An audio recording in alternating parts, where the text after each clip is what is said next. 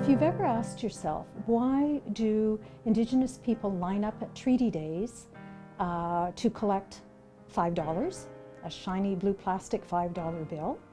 Why is it still $5 after so many years? I'm embarrassed to go get my $5. I let my grandchildren take it. But it's $5. That $5 should have been raised with inflation. Yeah, it should have been. Everything else is, except our $5 treaty money.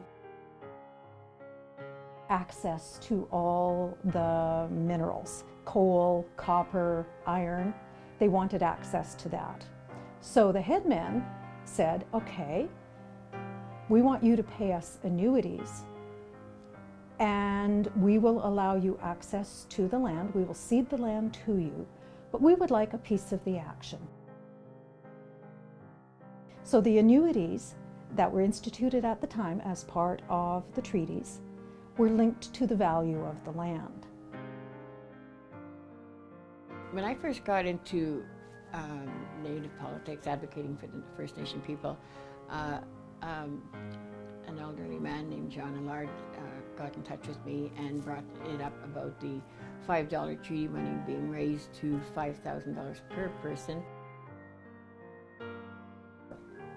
The annuities were not immediately increased as the value of the land increased. There was lots of mining and exploration developing north of the lakes. So the leaders of the Huron and Superior bands challenged Parliament and said, we want our annuities increased. And in 1879, Parliament voted to increase the annuities for those bands from 96 cents a person to $4 a person.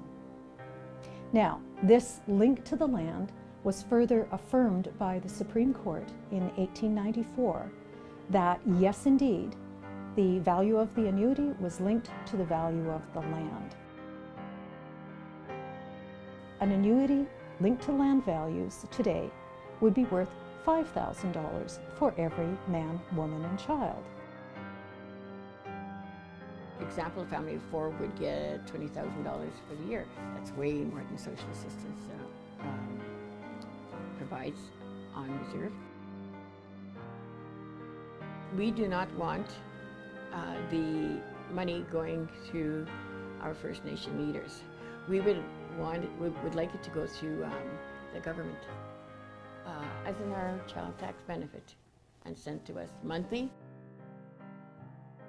Now, one of the conditions of the Treaty Annuity Working Group was also that it must be revenue neutral. With Indigenous Affairs Plus having a budget of roughly $20 billion, and it's growing, there are places that can be adjusted to accommodate potentially $5 billion payout. The first thing it would do is remove every First Nations person from welfare dependency, which costs about $1 billion through Indigenous Affairs today. The other thing it would do is lift potentially about 60% of impoverished children in prairie communities out of poverty. Because a lot of times somebody doesn't get where it's going.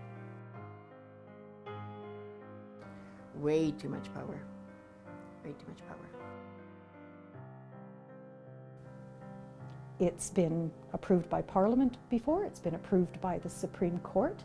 The mechanism for doing it is there. All it takes is political will. There's no need to amend the Indian Act. There's no need to open up the Constitution. It simply requires the political will to do so, just as Parliament did in 1879.